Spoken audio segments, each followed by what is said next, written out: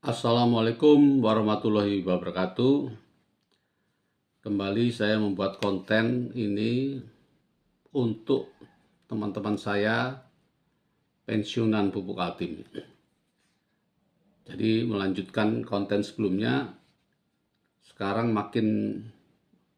saya makin bersemangat untuk mengupayakan mengoptimalisasi 11 item temuan OJK itu, karena itu adalah untuk kesejahteraan kita semua.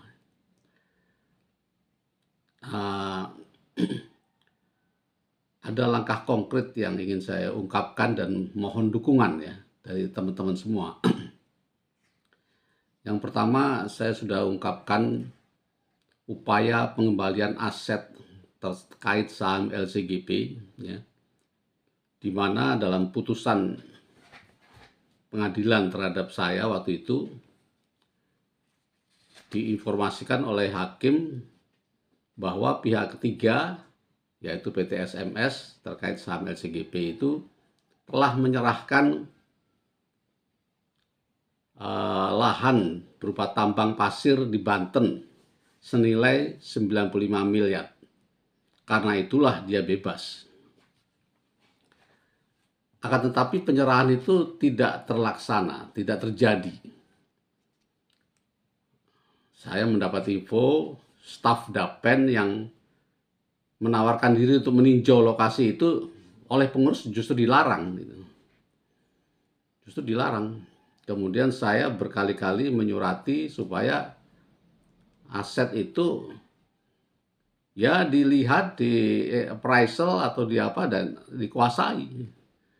Bahwa kita tidak punya kompetensi ya itu kan gampang aja, nanti bisa kita cari profesional, kontraktor apapun yang bisa menggarap lahan pasir itu. Karena sekarang pembangunan apalagi perumahan rakyat itu mau dibangun besar-besaran, tentu kebutuhan pasirnya besar sekali.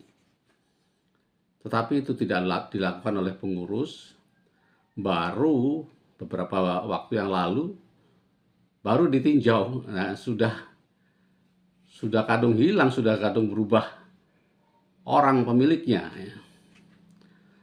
Tapi menurut saya ini harus tetap diupayakan. Karena itu milik kita, itu aset kita, itu untuk yang menyelesaikan masalah-masalah pensiunan.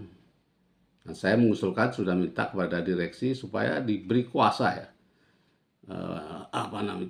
Lawyer saya atau yang mengetahui masalah itu persis supaya melakukan penuntutan kepada yang bersangkutan untuk membayar hutang-hutangnya, karena hutang-hutang itu sudah diikat dengan perjanjian notarial. Meskipun upaya sekarang ini mungkin agak lebih berat ya, karena dia akan bilang sudah dikasih tapi nggak diambil, gimana? Misalnya begitu. Tapi harus kita upayakan tetap.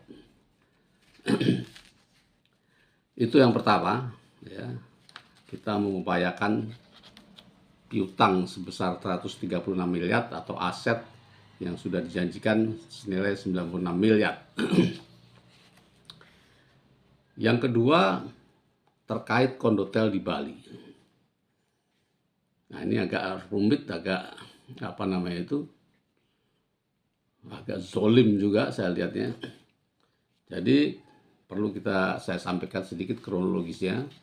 Ketika itu saya yang membeli kondotel itu 30 unit seharga 15 miliar. Itu kita beli pada kondisi yang sangat bagus ya. Semua kita sudah tinjau, termasuk pengawas, nginep di sana dan sebagainya. Itu dikelola oleh Hotel Haris. Occupancy rate-nya hampir 90%, lokasinya strategis di dekat GWK, monumen GWK dan Pantai Pandawa. Ya, nggak ada salahnya. Kemudian dibuat perjanjian, kemudian sertifikat sudah kita pegang, kuasa jual sudah kita pegang. Memang ada perjanjian di buyback. Di buyback itu artinya dibeli kembali, tapi kan sudah kita beli. Dibeli kembali dengan pemberian keuntungan yang lumayan, ya, 18% setahun. Tapi karena beliau kesulitan keuangan pada saat itu, beliau tidak bisa membuyback dan minta diperpanjang. Saya tolak. Kita butuh dana, kita butuh dana saat itu karena kita sudah berubah program. Mohon dibayarkan, mohon dilunasi, di buyback kembali dengan keuntungan yang dijanjikan. Nah, karena itu tidak terjadi, maka aset itu, sertifikat itu menjadi milik Dapen. Ya. Kemudian, nah ini peristiwa-peristiwa berikutnya memang agak memilukan. Ya. Nah, terjadi kasus, dia dikasuskan dengan Dapen karena informasinya sebelum dibeli Dapen itu sudah menjadi jaminan untuk hutang pihak lain. Itu ceritanya. Tetapi syukur alhamdulillah dalam pengadilan beliau bisa membuktikan bahwa aset-aset itu untuk pihak lain itu sudah digantikan dengan aset yang lain lagi. Sehingga aset ini sudah sah, tetap punya Dapen PKT. Tapi ada kejadian lain yang janggal juga, ya. Beliau sebelum itu masuk penjara untuk kasus yang lain, kemudian kondotel itu dipilotkan hanya karena hutang 700 juta. Dan itu terjadi saat beliau di penjara. Padahal aset itu mungkin nilainya 300 miliar lebih. Hotel bintang 5 ada 300 unit, berapa lantai itu saya lupa. Bagus sekali. Itu dipilotkan. Tapi syukur alhamdulillah ketika beliau keluar, beliau melihat ada kejanggalan, pilot itu dilakukan dengan surat palsu, beliau tuntut balik, yang mempilotkan sekarang sudah divonis bersalah dan masuk penjara. Jadi pilotnya itu sebetulnya sudah batal demi hukum. Akan tetapi sayangnya pilot itu sudah inkrah, jadi menjadi masalah hukum. Sehingga beliau harus melakukan PK terhadap ingkrah itu, terhadap pilot itu. Nah, sekarang beliau dengan kasus saya menderita lagi karena setelah dibebaskan di tahap pengadilan, kemudian dikasasi, beliau masuk lagi, dianggap bersalah. Bahkan hukumannya ditambah karena untuk menggantikan hutang ke Dapen PKT. Padahal di Dapen PKT aset-aset sudah diberikan. Nah, ini ada miss ya, yang saya harus menguraikannya. Ada miss. Kesalahannya mulai pada saat ketika terjadi penyitaan terhadap aset tersebut oleh penyidik terhadap kasus saya. Saya waktu itu sudah bilang, kenapa kok aset Dapen disita? Dapen itu kan korban. Kalau aset saya disita malah wajar, saya dianggap korupsi kan.